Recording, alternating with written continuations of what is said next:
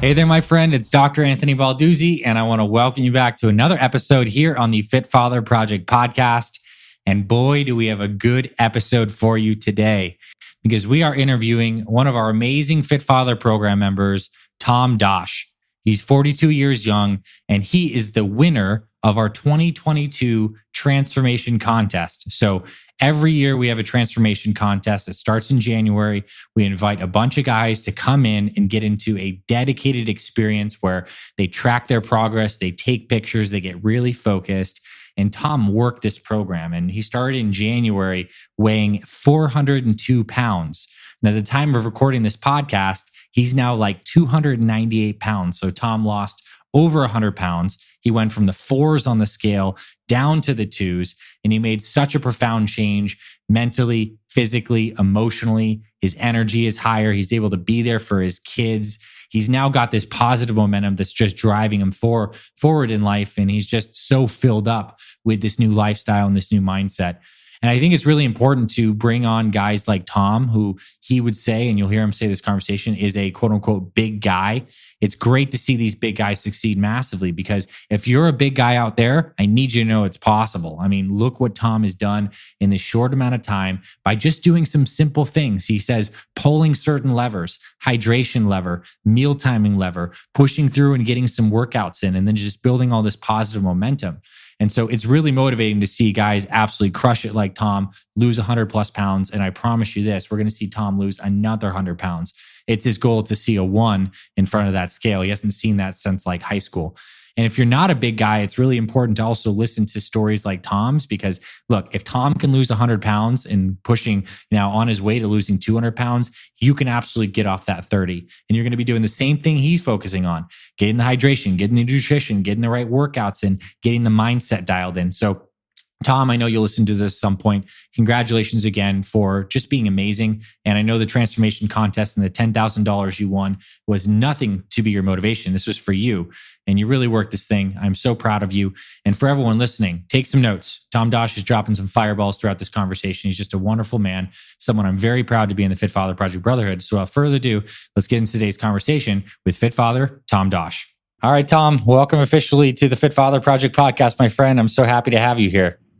Thanks. Thrilled to be here as well. So I'd love for you to introduce yourself to everyone listening, just a little background on you, your name, your age, where you're from, and anything you'd like to share about work and your family. Sure. I'm Tom Dosch. I am 42, originally from Chicago, and I've been out in Centennial, Colorado for since 2010. And I have a wife of about 18 years, and my daughter is 9 years old, and my son is 11. And they've been key and part of my program as well. And I'm a pediatric physical therapist, so work with kids and have the summers off generally. That's cool. Well, so summer's off right now. Are you off right now? For like another week or two, yeah. We're going back to school. Very nice. Well, good. I know it's about to start getting a lot busier for you. Yeah. And during this past year, for those that are listening, to kind of fill everyone in, you have made some tremendous progress with your weight in particular. And can you kind of fill people in on, where you started in early in January in terms of weight and where you're at now at the time recording this in July? Yeah. So I started in mid-January. So January 19th was the first day I started working the program. And now we're at end of July. And so I started at about 402 pounds, so 401.8. And then I am currently at 291. That's amazing. I mean, so over 100 pounds, you're in the 100-pound club here at the FFP, which is, a really high caliber group of guys that had to lose a lot of weight. And I really want to unpack that journey, kind of what you went through to get that weight off. And I want to say just congratulations. It's something that not a lot of people get the ability to say, especially having gotten to 400 pounds to be able to start moving things in the other direction. So what prompted you to find the program? What was at that time? I found the program at 19. And so I worked the program and probably lost I was probably around the same weight, around that 400 weight in 19.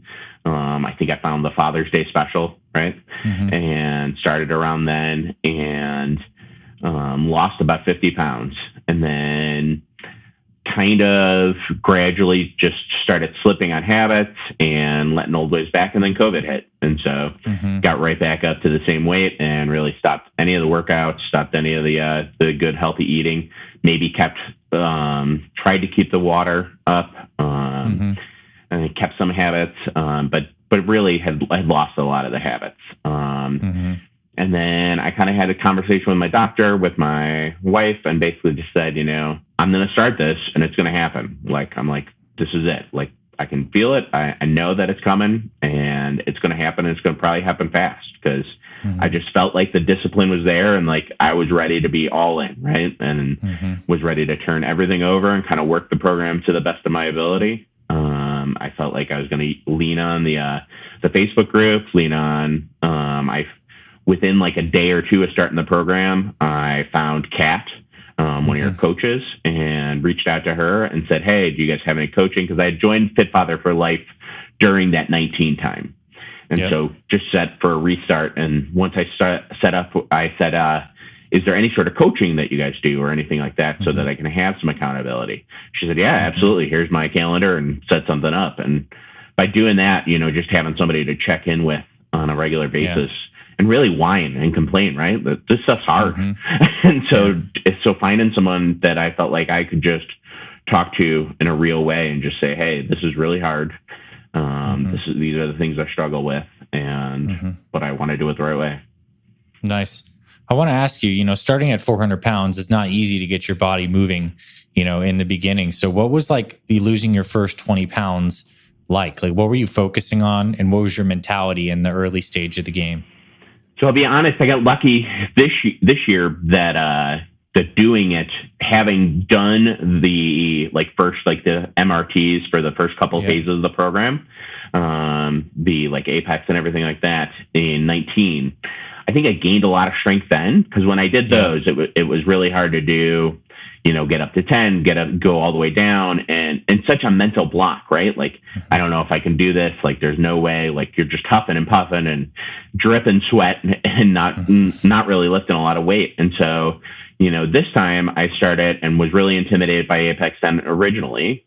And then when I started doing it, I started with a lower weight to try to get it done.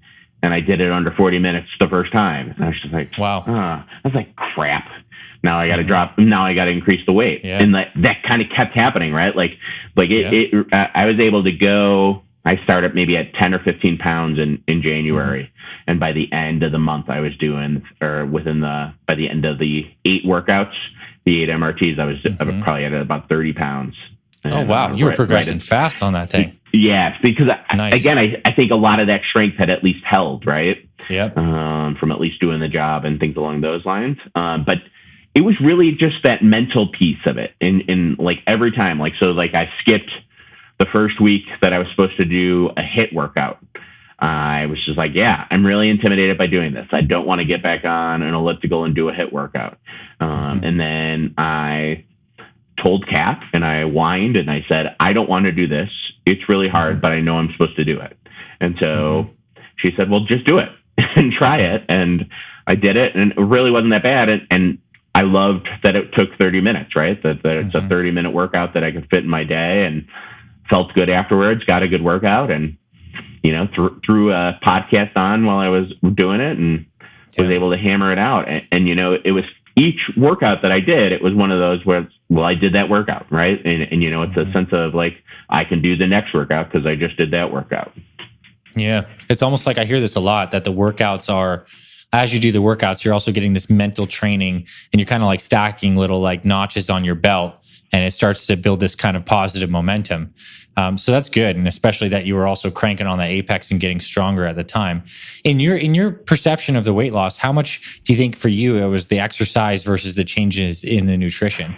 Like, what would you kind of account to the weight loss and the progress you made? I would say that the discipline happened from a lot of the workouts, right? I wanted to do I would prefer to do my workouts in the morning, right? Not screw up sleep and everything like that. But that just wasn't happening as a dad, right? So it was the end of the day, got the kids to bed, and then it was like going down to the basement and getting that workout in. And so because if you don't do it, then you haven't done that workout for the day, right? And so to keep stacking them, that was important to kind of keep that discipline piece. I feel like the timing of my eating, changing that was huge. So doing more of the intermittent fasting and not eating after dinner, not going the snack route, that was a really bad habit of just like, all right, kids are in bed. Laura's up to bed. She's went upstairs.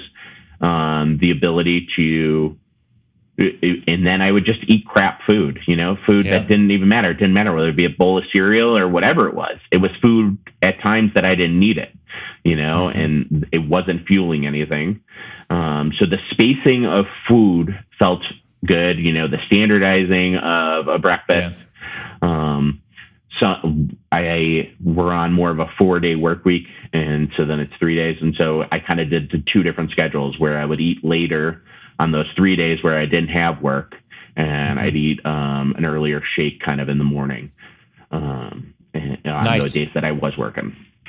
Yeah. So basically the structure in the system is what you began to implement on the timing. Yeah. And what were some of the things that worked for you in terms of like go-to meals and go-to foods? So shake for the morning. I like the one with peanut butter and banana in it. And just sticking with that. And I would do that just about every day. As far as maybe switch it up with some egg whites and eggs. But in general, it was much more of that, kind of sticking with the low carb piece. And then just knowing, right? Do the low carb in the morning. Like know that's not the time that my body's ready for the carb. I think coming from that physical therapy background, I had some of the science and understood what you were preaching with the science. You give a lot of information as far as it goes. And I think I kind of bought into that and was just like, that makes sense on why your body's not ready for that. And that's when you're burning through some of that fat. It's better to be doing a longer fast there as far as carbs go. And then for lunch, I would say most of them were salads, which is just a big salad with a protein, generally making my own vinaigrette of just one part nice. Oil, 1 part vinegar, some mustard and some seasoning sort of thing.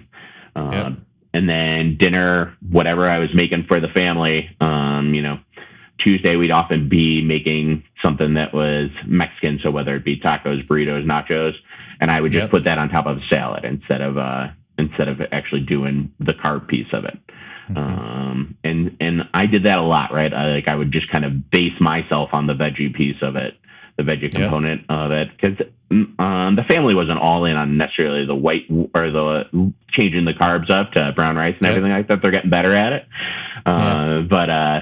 But for me, I was just like, that's not on my plan. That's if I was to do it, it was really a little bit. And it was more so, just for that dinner meal as opposed to all the other meals.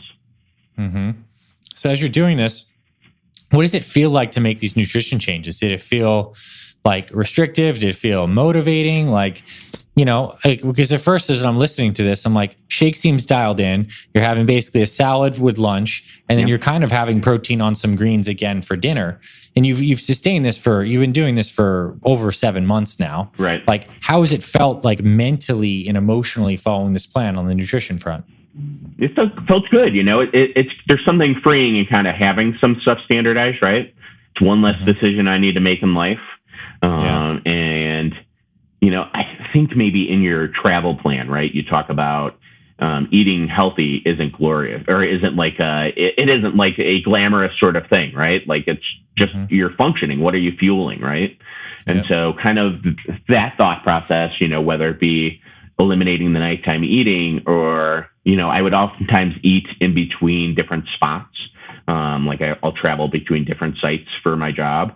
And that would be an easy time to grab something that wasn't necessarily on a plan. And I stopped doing that altogether too. Those were 2 of the big obstacles I thought was going to be there. That I just mentally did that's not fueling any of that good energy, right? And so, and also just chugging a ton of water, right? So a lot of water. I think originally I was doing too much until I re-clicked the 150 as opposed to going over and doing the half body weight. Doing half body weight for 232 is a lot. You're drinking 2 gallons of water a day.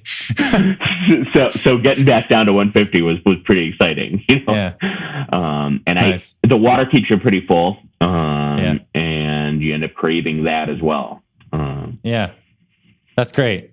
Now, I want to know, like, as you're losing weight, what is your relationship to yourself in the beginning? You're 400 pounds in January. Yeah. What was some of your self-talk? What was your self-image at the time? Give us a snapshot of that.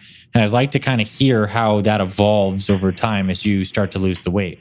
I would say that it's still not probably where it needs to be, right? Like 110 pounds in the amount of time is impressive, right? And I have more energy to do stuff with the kids and the family, but that negative talk from the beginning was much more severe, right? The ability of like, how do you get yourself to this weight? How'd you do it again? Why is this a problem that you can't solve?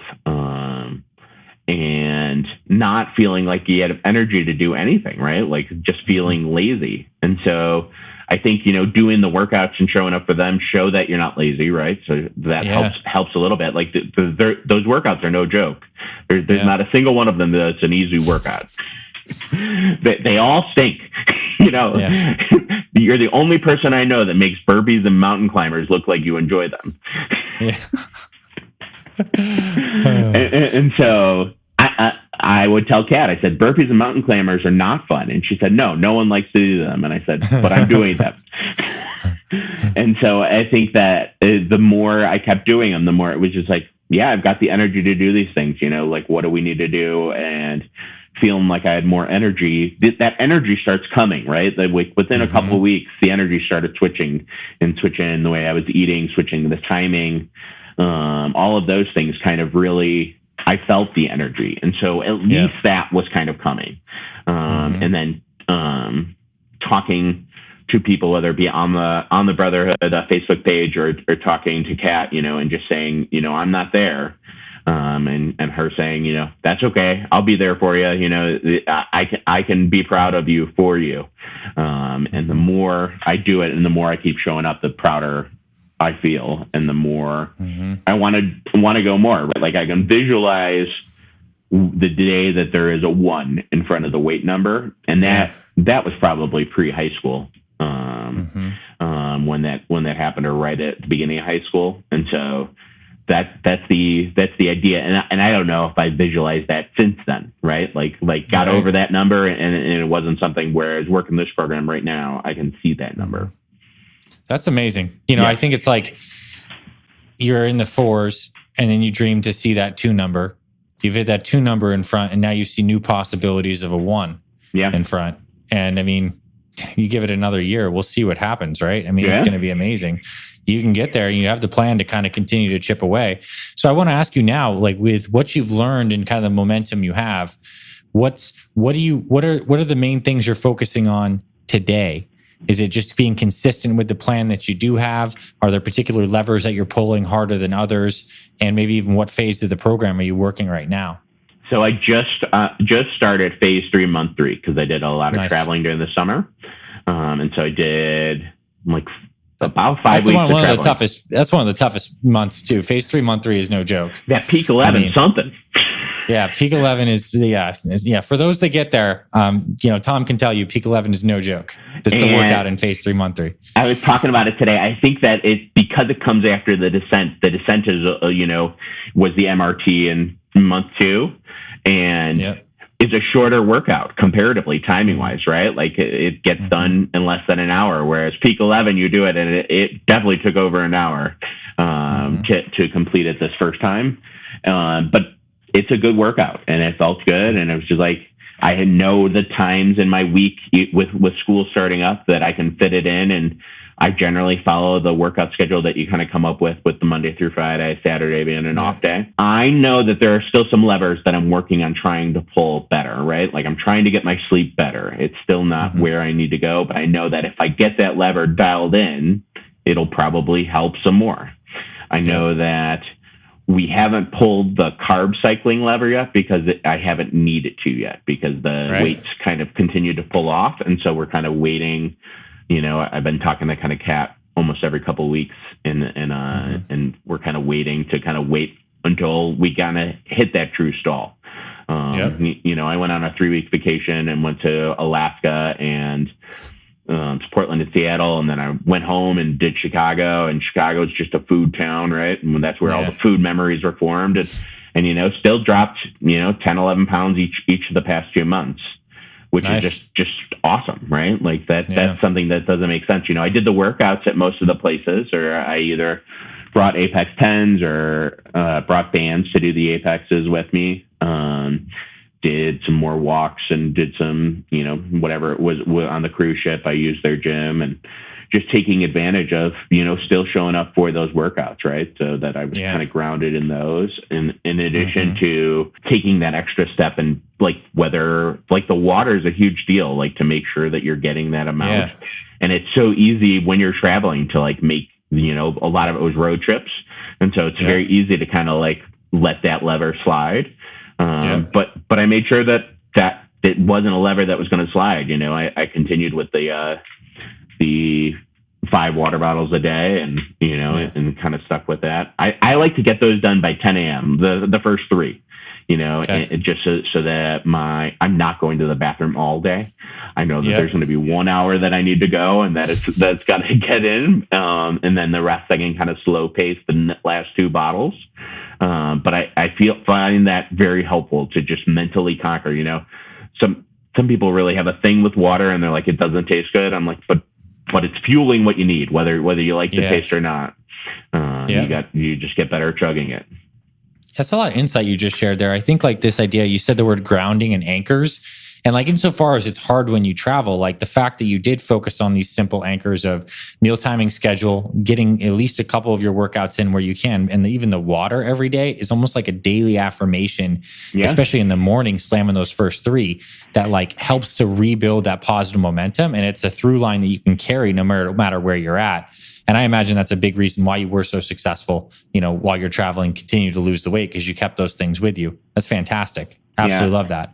I think the other thing I just want to put a boost up for is those 24-hour fasts, the dinner to dinner. Mm-hmm. You don't have a stew on the first part of the program, right? And I feel like that's important, right? That's not when you're ready to do it. But as another lever point, I feel like it's a big lever point, and that's my favorite time to weigh, right? The day after you've done a 24-hour fast, that's going to feel good. Yeah. And I feel a lot better after when that happens. I'm glad you see the kind of the art of the program design in that, now that you've gone through it and you have your physical therapist and all this background in physiology and some psychology, you can see how that all is laid out in a progressive path. And now you have a new tool. I'm sure you know that fasting is a great way to just reset your body whenever you need to speed things up or clean things out. It's awesome and helpful. I want to talk to you a little bit about your family. They're watching you go through this tremendous journey. Your energy is increasing. They're seeing you have a ton of effort, and you're also preparing the meals, and they're watching you, still take care of them as dad, but also make different decisions. What was it like for them seeing you throughout the journey, and what do they think now with where you're at? They feel proud. I think that they could see it happening. My son, William, is just a mile a minute from the moment he wakes up. And so he was excited to kind of get into some of the workouts, right? And wanted to do some workouts with dad. He's only 11, so I had him do an Apex, but then got a little nervous about him actually using weight. And so I switched to your kids video. And he says you need to make another one so that he has a second workout to do. Deal. I'll make him a promise. I'm rehabbing my leg right now, but when it's done, he'll get kids workout V2 for William. I'll dedicate it to him. Okay, cool.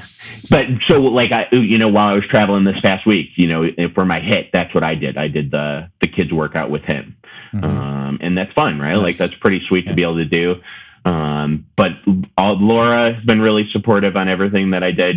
All of our time together is generally after the kids go to bed. And a lot of times I hadn't gotten the workout done yet. And I was I got to go get the workout in.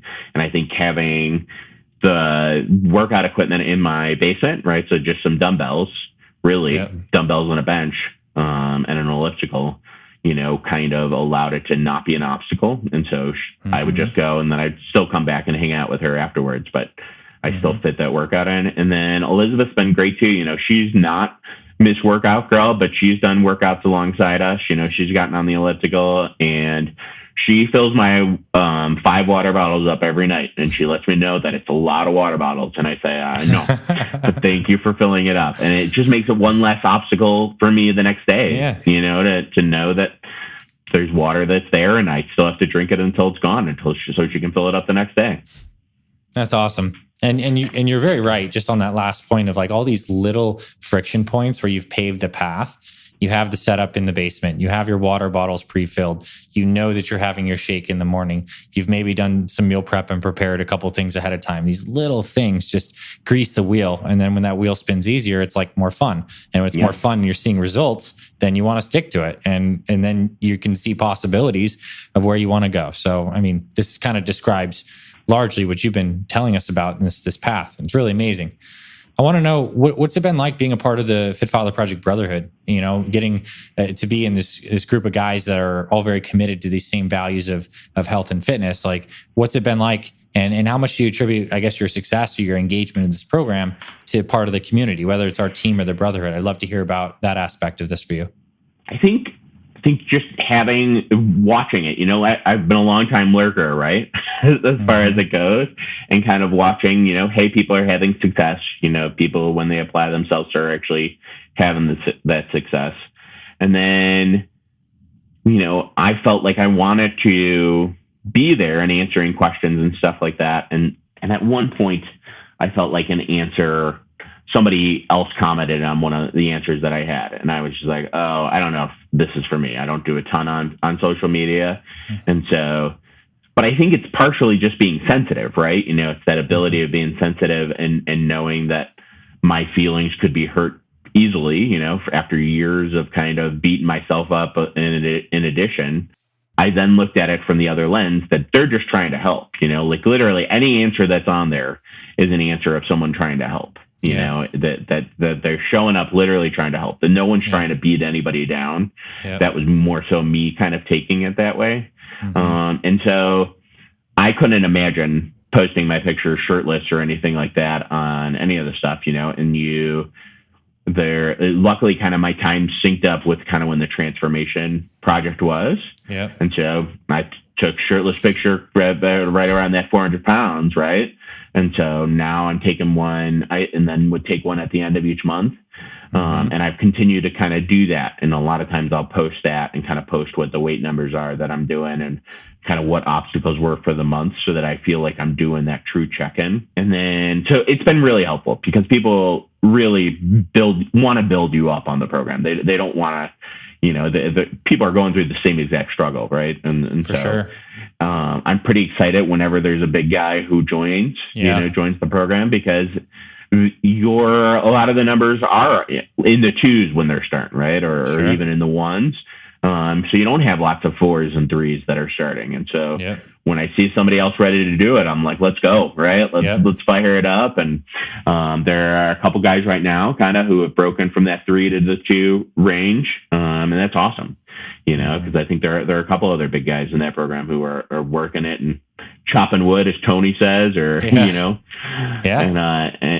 grinding each and every day.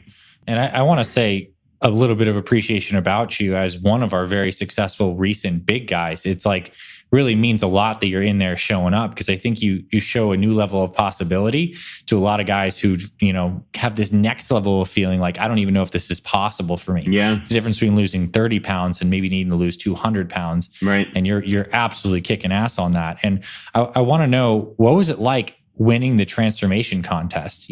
Like, our team shows up at your house with an oversized check for $10,000 and knocks on your door. Like, what was that experience like for you? It was pretty shocking, right? Like, I got in the transformation contest just because it literally synced up with when I was in it, right? It wasn't what I was doing for. Every once in a while, Kat would mention to me, she's like, keep doing this because you're doing a good job. And if you happen to win, there is a big prize at the end of it, and money. And I was like, and she's like, money never hurt anything. And it doesn't, right? Like but it wasn't the motivating factor at all. And so when they showed up there, it was pretty awesome because it was Kat and Ben, right? And they were people who I'd bounced stuff off throughout the entire time that I've been working the program, and having them kind of coordinate the surprise. It was it was overwhelming. And then Laura, my wife, had known for 2 or 3 weeks. And I think they were going to come out the week before because they came like the day before we were leaving town. And so she was coordinating the whole surprise behind my back. And she was trying to figure out just in general, what's the deal with this contest, Tom, but she didn't want to ask me. And I think maybe when they contacted her, they're like, oh, he won. She's like, cool. But she had no clue that it was a big prize or anything along those lines until they said, hey, we're coming out. And so, and she's like, well, that seems like a big overstretch for something that he just entered. And then she started doing some digging online to try to figure out what I had actually won. And it was pretty awesome. Hopefully ideally, one of the things that was a big motivator for me in the actual plan is that when we were planning our vacation this summer, one of the things we were looking at was possibly doing the amusement parks, doing like Disney and Universal Studios. And we've done Disney, and I've done Disney big, but and they are fairly big friendly. But Universal Studios is not, and involves a lot of the Harry Potter rides and stuff like that the kids are into.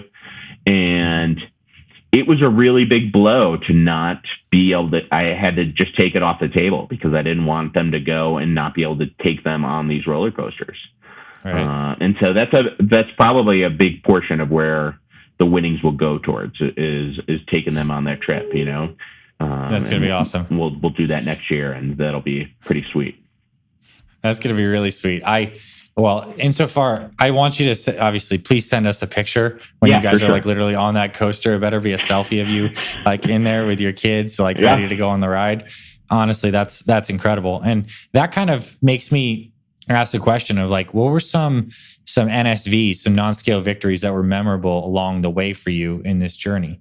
I know that will be a future NSV that's going to be incredible. Yeah. Are there any other ones that stand out to you as some moments? Yesterday, I actually got blood results. I probably did a physical in September, October of last year. And my A1C is my diabetic numbers were the high risk for diabetes pre-diabetic. They were 6.2. And yesterday they were 5.5. And that's nice. They've been there since 2016. They've been kind of hanging at that high risk. I feel like I've been really blessed that I haven't ended up with bigger health problems. Yeah. And so that was huge, right? That's a really exciting thing. My dad had diabetes that he got diagnosed with around 45, 46. And so that's been something kind of hanging on the back of my head. I'm sorry about your dad, but your story of telling about your father, and what age he was at, I'm coming up on 43, right? And so exactly, it's a big thing and so knowing that continuing to take out those sort of risk factors is a big deal. Secondly, we're gardening. We gardened last year and garden this year, and I've always said that I hate gardening. Turns out that I was just really out of shape, and that gardening's not that bad, right? It's okay if you're actually in shape to do it, if you're not in super sore after doing it and bending over and all of those things. And so it's been okay, and it's nice having a nice garden. And I don't want my wife to listen to this podcast, even though she probably will, because she'll find out that I really don't mind gardening as much as I've led on in the past. You're going to get more chores now. So you have the energy and you can like gardening now. Yeah. And then tons of energy with the kids, and I think that's been a huge deal is just being able to whatever they want to do. If they want to hike, we went on vacation for another week and I took them swimming for about 2 hours every day. Right. And was in the pool with them the full 2 hours and playing and wrestling and all those things. Whereas otherwise it would have been just sitting on a phone and kind of just letting them do their thing, but not getting in there and playing with them and engaging is so much better, having the energy to do that and being willing to do whatever's next after that, not needing to crash. That's phenomenal. Yeah. I love that. Just sweet. The engagement of you being with your kids, it's hard to even quantify what that impact is in those memories. And at this stage in the game, with them still being so active and energized, and now your health's on the way up, it's these things are going to collide into a lot of fun adventures and memories, I know, over the next 5-10 years with you and your family. I want to ask you some advice, and this would be like things you'd say to some big guys starting out. Well, Sure. What advice would you give to guys like the larger guys starting out of this program? Some words of wisdom. So whoever it is, whether they're the real big guys or the not so big guys, just do it. Don't set that date that's really far away. If they start looking into your program and looking at a Fit Father project, you have to start doing each one of those tasks, right? Those little things that cause the momentum, whether it be the water, for nighttime stuff, I was replacing my nighttime eating with some decaf coffee, right? Some decaf flavored coffee, it's just something, nothing in it or anything like that. And so, but each one of those steps, whether it be that workout, the one workout that you have to do, the one, the right meal choice for each decision you make, right? Each step you take on it, whether it be each shake, each lunch, each perfect plate, they all really kind of continue to stack up and make you stronger at doing it. And the biggest thing I could tell somebody who is real big is you're going to be really excited by if you push all those lever points, the results are going to be good, right? It's almost impossible for them not to be. I feel like the meal timing is a big one. I feel like, the more you kind of stabilize that insulin in general, and the blood sugars, and the more you spread them out at the regular time, and this is your time you eat, and eating the right things at those times, makes you feel okay, like you're not ravenous all the time, right? Yeah. And it makes it so that, again, the results are going to be there. For me, as a bigger guy, my weight fluctuated pretty largely at the beginning, going up and going down at times. And so the daily weigh-in was not working for me, right? It was something that was messing with my head. And so I switched it to weighing maybe 2 or 3 times consistently a week. And then also, I feel like the last time, like in 19, when I was working the program, I wasn't writing stuff down, whether it be the weights I was lifting or my weight, really, and this time I've been tracking it the whole time. Every time that I weigh in, I'm like, oh, I didn't lose any weight. And then I'd look at the numbers that I just put it in the tracker, right? It was like, oh no, you just lost another 1.5 pounds. And and that was so easy to do, right? Like to convince myself that it wasn't happening, that nothing was really happening. But every time I tracked it and wrote it down, it felt more concrete. I understood it was there. I could see it, the app that I was using puts a little graph together.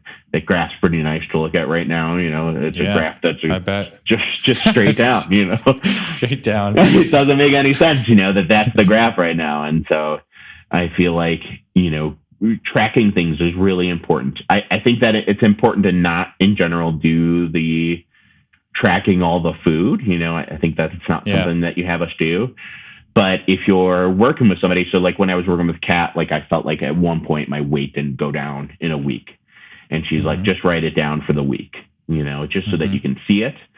And I think I learned that I was doing too much olive oil in my dressing, right? I was doing 2 to 1 or something like that. And I could see it, just the logistics, that the calorie wise, that if I switched the olive oil to 1 to 1, it cut the calories by 120, And so that was the only change I think I made out of the whole thing that I did with fitness tracking. And I really haven't done really any calorie tracking since then. Nice. Well, those are really good insights. I want to just repeat a couple of those things so people catch them. It's like the writing of things down concretizes everything into something that, one, you can realize the gains if you don't feel like you're making them, or the losses in this instance. And 2, you don't need to track your food unless there's a specific period of time where you're trying to gain some particular insight during a stall. Yeah. And I mean, otherwise, like what you said, this whole conversation is just stacking momentum, checking those boxes. And that comes down to what the program effectively helps you do. So really, really great advice for everyone at all stages, all weights of the program. I want to pivot gears and have 2 more topics I want to cover. First one is I just want to ask a little bit about you as a dad, as a father, as a family man. What are some of the core values or most important things that you have lead your parenting philosophy? Stuff you want to instill into your kids? Like, what are some things you believe are really important as you're raising your kids and your family? Values, traditions, stuff like that. I feel like remembering past, whether it be remembering my dad, and doing different traditions and whatever they may be. And a lot of times they've been around food. And so now they can still be around food, but I do that as if it's a free meal or whatever it is, but it's more so doing it together, right? During the pandemic, we started working our way through. I had the kids pick out a recipe every week. They'd each get their own recipe and they'd cook with dad.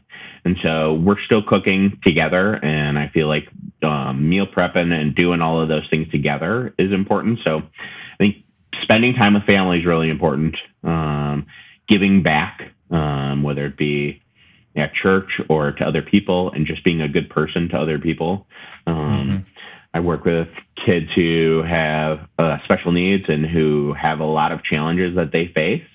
And I try to make their life better, right? That their life is better each day. And that's kind of what I want the kids to do. And as long as they're doing their best every day, whatever pressure they may put on themselves, if they do their best, then I'm really proud of them. I'm proud of them all the time, but that's what I always tell them. I say that there is no, we don't set a true bench post that you need to cross over, because you do your best. And that's the thing, right? And every time you do your best, you're probably going to cross over whatever the next spot is.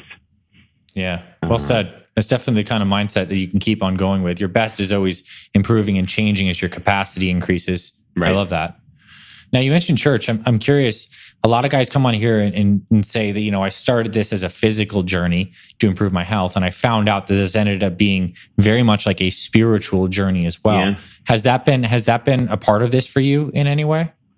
I feel like there's more peace, right? Like I feel like there's less anger, as far as it goes. I was doing a decent amount as far as giving back to the church and not taking care of myself during it. And I know that in general from the past, that if you don't take care of yourself, it's really hard to do the best elsewhere, right? And so I feel closer to God, because again, each time, if there's a new obstacle that I face, instead of turning to the food to kind of numb the pain, or just not really feel it, right? Because I'm stressed or because something's happened.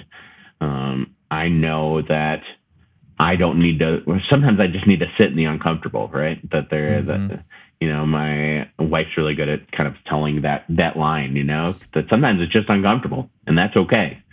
Sometimes you got to just sit and feel. And I think that are wise words, right? Like that the food's not a solution. It really is going to create more problems.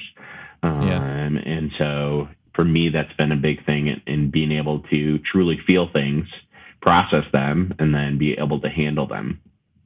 Nice. Beautiful answer. In closing, I'd love to ask you, what does it mean to you to be a fit father? This concept, you joined a program called Fit Father Project. You've worked it. What does it mean to be a fit father? I think it means making the right choices so that you can be there all the time, right? So that you're taking care of yourself so that you can take care of them, whether it be taking care of your wife, taking care of your kids. For me, that's been important to me is that I can be there for what they want to do, right? If I don't want to be the reason that they can't, I want to be the reason that they can, right? That they can turn to me and actually be able to do things. Because I feel like, if I was at 400 pounds, it's hard to do some of the things, it's hard to do the hikes. It's hard to have the energy to garden. It's hard to have the energy to get in the pool for 2 hours. And so when I worked this program, I have felt a lot more energy. I have felt more patient, and I have been in less pain, right? Like, even though it's that muscular sore, it's not the same sort of pain. Yeah. Beautiful, Tom. I want to thank you one more time for me personally. Like, I get a gift every time a man like you comes in and like works this program. It's one thing to like create a methodology, and like that's just words on a page, but it comes alive when you're the canvas effectively, and you're the painter too. Really, you're both things. And I got to say, it's a true privilege and an honor to be able to have a conversation with you. I want to say God bless you and your family. I cannot wait for the day when you have that 1 in front of the scale number, and our whole team gets to cheer you on in the process and the brotherhood. And thanks for coming on and sharing your heart and inspiring many guys, and just being vulnerable here to share. It means a lot. Thank you. Thanks to you and your program. Thanks, Kat. Thanks to the Brotherhood. I love all you guys. You're amazing. You're really there to help us. And I think the more that we lean on you, the more we get built up and can do it. And so thank you. It's a life-changing program, and I appreciate it. Thanks so much, Tom. I appreciate you.